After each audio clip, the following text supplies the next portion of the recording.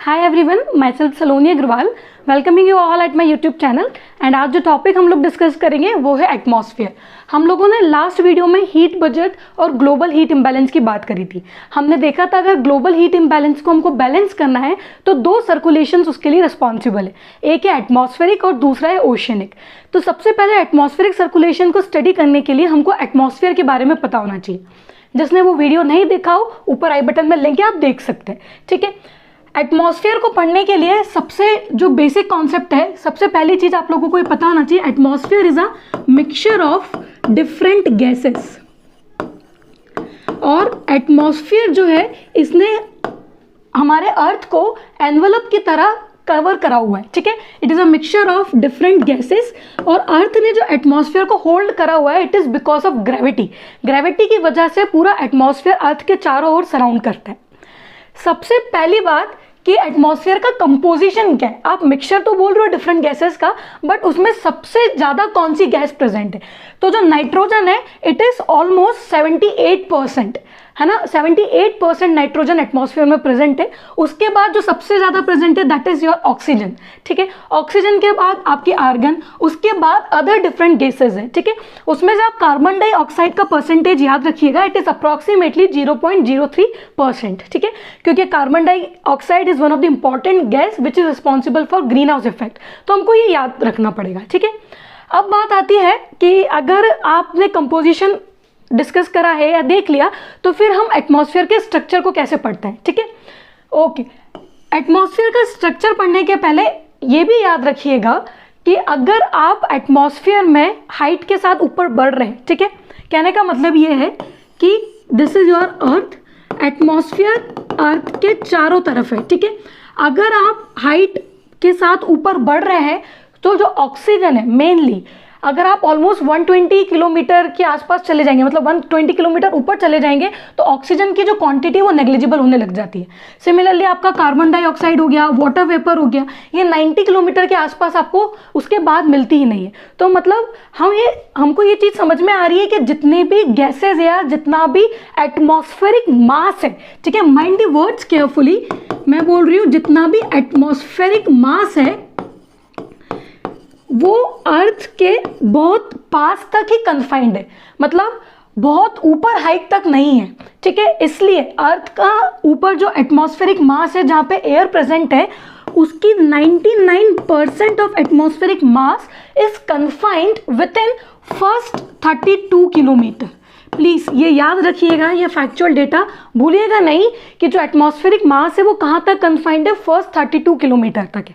ठीक है, ओके, 99% हम बात कर रहे हैं। ठीक है, ओके, अब हम एटमॉस्फेयर के स्ट्रक्चर को पढ़ेंगे, जिसमें हम अलग अलग लेयर्स के बारे में स्टडी करेंगे। ठीक है, अलग अलग लेयर्स के बारे में स्टडी करने के पहले आपको ये भी पता होना चाहिए कि जो एटमॉस्फेयर है उसको हमने अलग अलग जोन्स में डिवाइड करा हुआ है, अलग अलग जोनेशन दिए हुए हैं। ठीक है, उसमें से सबसे पहला जोनेशन जो है वो है थर्मल जोनेशन। थर्मल जोनेशन, उसके बाद नेक्स्ट जो जोनेशन है it is compositional zonation.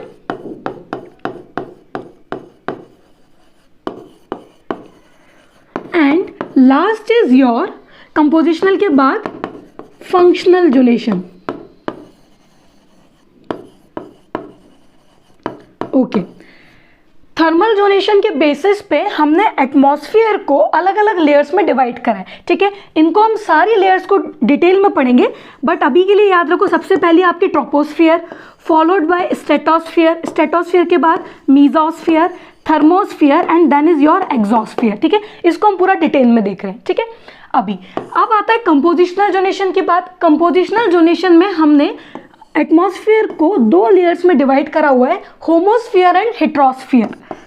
होमोस्फियर and हेटेरोस्फियर। ठीक है, ये कंपोजिशन के बेसिस पे।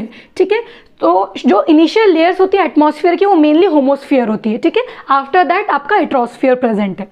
अब बात आती है फंक्शनल जोनेशन की। फंक्शनल जोनेशन को भी हमने दो लेयर्स में डिवाइड करा हुआ है, इसको मैं यहां लिख रही हूं। पहला है आपका ओजोनोस्फियर, ओजोनोस्फीयर और सेकेंड है आपका आइनोस्फीयर। ठीक है। आयनोस्फीयर और ओजोनोस्फीयर के बारे में हम बात करेंगे जब हम स्ट्रेटोस्फीयर और थर्मोस्फीयर के बारे में बात करेंगे, ठीक है। तो अब हम लोग सबसे पहले स्टार्ट करते हैं थर्मल जोनेशन के साथ, ठीक है।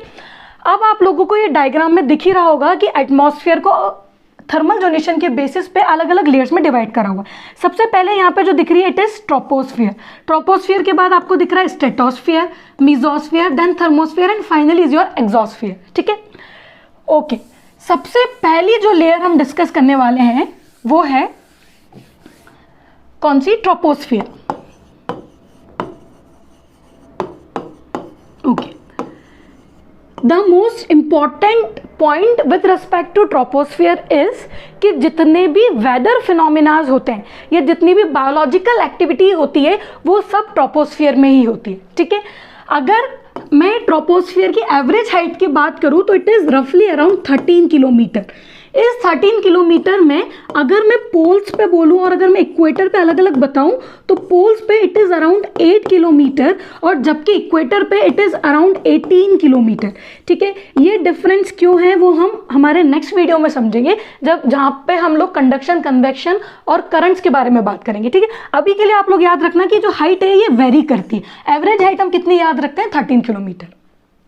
एट द सेम टाइम हम लोगों को मालूम है कि जो हमारा अर्थ का एटमॉस्फेयर है, ठीक है, दिस इज अर्थ। अर्थ का जो एटमॉस्फेयर है वो इंसोलेशन की वजह से गर्म नहीं होता है ना। मतलब अर्थ एटमॉस्फेयर में जो टेम्परेचर मेंटेन रहता है वो इंसोलेशन की वजह से नहीं है, it is mainly because of terrestrial radiation, ठीक है। टेरेस्ट्रियल रेडिएशन हमने बात करी थी कि जो इंसोलेशन होती है वो शॉर्ट वेवलेंथ होती है, टेरेस्ट्रियल रेडिएशन लॉन्ग वेवलेंथ होती है, तो वो इसको एब्जॉर्व कर लेता है और एटमॉस्फेयर अपना टेम्परेचर मेंटेन रखता है। तो अब एक चीज समझ में आती है यहाँ से कि अर्थ से जो टेरेस्ट्रियल रेडिएशन जा रही है उसकी वजह से एटमॉस्फेयर गर्म हो रहा है, मतलब इनडायरेक्टली हीट हो रहा है, ठीक है। डायरेक्टली नहीं हो रहा है, डायरेक्टली होता तो इंसोलेशन की वजह से होता।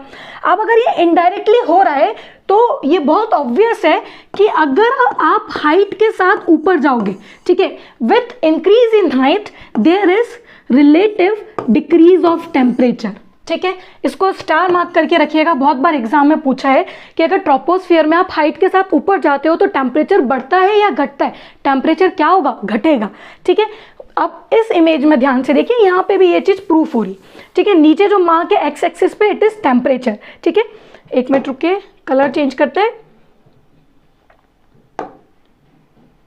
ओके, हाँ देखो, जो एक्स एक्सिस पे मार्क है इट इज टेम्परेचर और यहाँ पे जो वाई एक्सिस पे it is altitude as in height.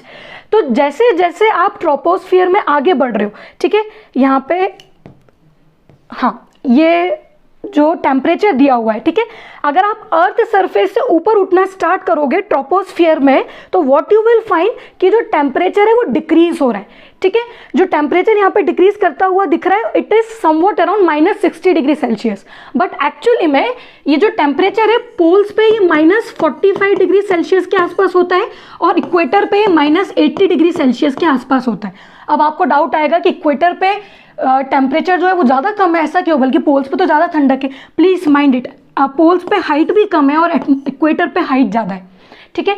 सो अभी के लिए आप याद रखिए, कन्वेक्शनल करंट जब हम समझेंगे तभी और क्लियर हो जाएगा, ठीक है। अभी के लिए याद रखिए कि अगर आप ट्रोपोस्फियर में ऊपर जा रहे हैं तो with increase in height there is relative decrease of temperature. Okay, ये मेन पॉइंट्स थे with respect to troposphere. Now comes is your stratosphere. सबसे पहला और इंपॉर्टेंट पॉइंट स्ट्रेटोस्फियर का कि स्ट्रेटोस्फियर में एक लेयर प्रेजेंट है जिसका नाम है ओजोन लेयर, ठीक है। Ozone layer is the layer which protects us from harmful UV radiations which comes from the sun, ठीक है। ये उन सारे यूवी रेडिएशंस को एब्जॉर्व कर लेती है और अर्थ तक पहुंचने नहीं देती, ठीक है, जिसकी वजह से जो स्किन रिलेटेड डिसीज होते हैं वो नहीं होते। बट एक टॉपिक है जिसमें आप पढ़ते हैं कि ओजोन लेयर जो है वो डिप्लीट कर रही है, ओजोन लेयर में होल हो रहे हैं, ठीक है। तो वो इन्वायरमेंट से रिलेटेड टॉपिक है, बट आप लोग याद रखिएगा कि ओजोन लेयर जो है वो कहाँ पे प्रेजेंट है? स्ट्रेटोस्फियर में, ठीक है। अब अगर ओजोन लेयर डिप्लीट करेगी तो यूवी रेडिएशन अर्थ तक पहुंच जाएंगे, अर्थ तक पहुंच जाएंगे मतलब डिसीजेस जो है वो इंक्रीज हो सकती है। ओके, अब ध्यान से देखना इस कॉन्सेप्ट में, आपने बोला था ट्रोपोस्फियर में with increase in height temperature decrease हो रहा है, बट अगर आप ग्राफ को ध्यान से देखिए तो स्ट्रेटोस्फियर में जो टेम्परेचर है with increase in height increase कर रहा है, डिक्रीज होने की वजह से। देखो ये टेम्परेचर क्या कर रहा है, इंक्रीज कर रहा है। यहाँ पे टेम्परेचर ऑलमोस्ट -60 के आसपास था, बट जैसे ही स्ट्रेटोस्फीयर में आया ये जो टेम्परेचर है ये 0 से कम -5 -10 तक पहुंच जाता है। अब सुनिए ध्यान से, ट्रोपोस्फियर और स्ट्रेटोस्फियर के बीच में एक जोन होता है जो इन दोनों को सेपरेट करता है, उसका नाम होता है ट्रोपोपोज। ठीक है, और ट्रोपोपोज में जो टेम्परेचर होता है दैट इज नियरली कांस्टेंट, ना तो बढ़ता है और ना ही घटता है। ट्रोपोस्फियर के थोड़ा सा ऊपर में भी ऐसा होता है। ओके, फिर स्ट्रेटोस्फियर में ऐसा क्या हुआ कि टेम्परेचर बढ़ गया? स्ट्रेटोस्फियर में टेम्परेचर इसलिए बढ़ा क्योंकि यहाँ पे क्या है, ओजोन लेयर है, तो ओजोन लेयर की प्रेजेंस होने की वजह से ये टेम्परेचर को बढ़ा देती है। बट एक और इंपॉर्टेंट पॉइंट है कि ये जो टेम्परेचर बढ़ा है, आप ध्यान से देखो, जो ट्रोपोपोज तक पहुंचा था उसके बाद बढ़ा है। ऐसा नहीं है कि टेम्परेचर +30 डिग्री सेल्सियस हो गया, ऐसा कुछ, ठीक है, ऐसा नहीं होता है। अब स्ट्रेटोस्फियर के बाद जो आपकी नेक्स्ट लेयर आती है दैट इज मेसोस्फियर, और उनके बीच में जो जोन है इट इज नोन एज स्ट्रेटोपोज। ठीक है, स्ट्रेटोपोज के बाद जो लेयर स्टार्ट हुई है मेसोस्फियर। मेसोस्फियर में ध्यान से देखना, with increase in height temperature again decreases. ठीक है, स्ट्रेटोस्फियर में जो हो रहा था उसका उल्टा हो रहा है। ठीक है, अब देखो वापस टेम्परेचर क्या हो गया, डिक्रीज हो गया। ऑलमोस्ट मेसोपोज तक जो टेम्परेचर है वो -100 डिग्री सेल्सियस तक पहुंच जाता है। ठीक है, सो बहुत कम हो जाता है टेम्परेचर मेसोपोज के अराउंड में। उसके बाद नेक्स्ट आती है आपकी थर्मोस्फियर। ठीक है, थर्मोस्फियर में अगर आप ऊपर जाएंगे तो आप लोगों को दिख ही रहा है डायग्राम में भी कि with increase in height temperature वापस बढ़ जाता है। मतलब ये अल्टरनेट चल रहा है, ट्रोपोस्फियर में कम हुआ था, स्ट्रेटोस्फियर में बढ़ गया, मेसोस्फियर में कम हो गया, थर्मोस्फियर में वापस बढ़ गया। थर्मोस्फियर में बढ़ने का कारण क्या है? It is quite interesting. क्या कारण है? थर्मोस्फियर में होता क्या है कि जब यूवी रेडिएशंस आती है तो यहाँ पे फोटो डिसोसिएशन होता है। ठीक है, या फिर आप कह सकते हो फोटो आयनाइजेशन होता है, जिसकी वजह से क्या होता है, जो मॉलिक्यूल्स होते हैं वो आयंस में कन्वर्ट हो जाते हैं। ठीक है, आयंस में कन्वर्ट हो जाते हैं, और यहीं पे थर्मोस्फियर के अंदर में ही आपकी कौन सी लेयर प्रेजेंट है? It is your ionosphere. ठीक है, तो आयनोस्फियर होने की वजह से, या फिर हम कह सकते हैं मॉलिक्यूल्स के एक्साइटेशन होने की वजह से यहाँ पे जो टेम्परेचर है वो क्या हो जाता है, बढ़ जाता है। ठीक है, ध्यान में रखिएगा। अब बात आती है कि एग्जॉस्फियर का क्या। तो एग्जॉस्फियर के बारे में हमारे पास ज़्यादा डिटेल में नहीं है, बट हमको ये पता है कि थर्मोस्फियर के बाद जो लेयर है इट इज़ एग्जॉस्फियर। और एग्जॉस्फियर में अगर आप एग्जॉस्फियर की हाइट कंसीडर करेंगे तो हम कुछ अलग से इसको स्पेसिफाई इसलिए नहीं करते क्योंकि एग्जॉस्फियर अल्टीमेटली मर्जेस विथ स्पेस। ठीक है, उसके बाद जो है वो पूरा आपका क्या है, स्पेस है। बट स्ट्रेटोस्फियर की हाइट आप लोग याद रखेंगे, ऑन एन एवरेज कितना है, 50 किलोमीटर। हमने ट्रोपोस्फियर की अभी यहाँ पे मार्क करी थी ऑन एन एवरेज, यहाँ पे 10 है, आप 13 किलोमीटर भी याद रख सकते हैं, कुछ गलत नहीं।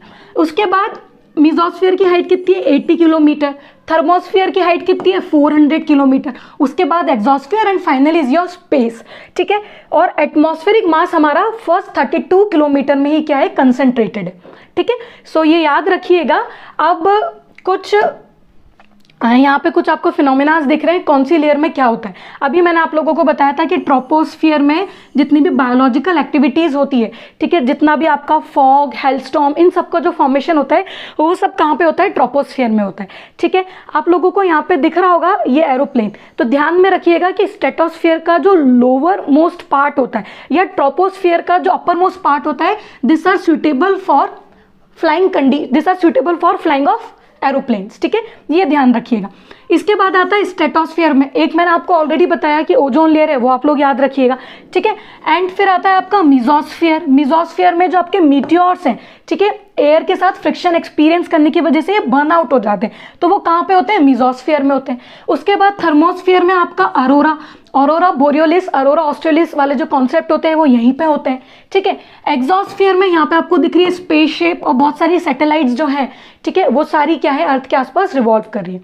अब बात आती है आपके इंटरनेशनल स्पेस स्टेशन की, तो वो कहाँ पे रिवॉल्व कर रहा है, थर्मोस्फियर में। ठीक है, तो ये वन लाइनर फैक्ट से जो आप लोग याद रखिएगा। एक वर्ड यहाँ पे लिखा हुआ है रेडियोसॉन्ड, याद रखिएगा। रेडियोसॉन्ड एक स्मॉल इंस्ट्रूमेंट होता है जो हॉट एयर बलून्स के साथ अटैच कर दिया जाता है, जो हमारे एटमॉस्फेयर में प्रेशर, टेम्परेचर या फिर रिलेटिव ह्यूमिडिटी को मेजर करने के काम आता है।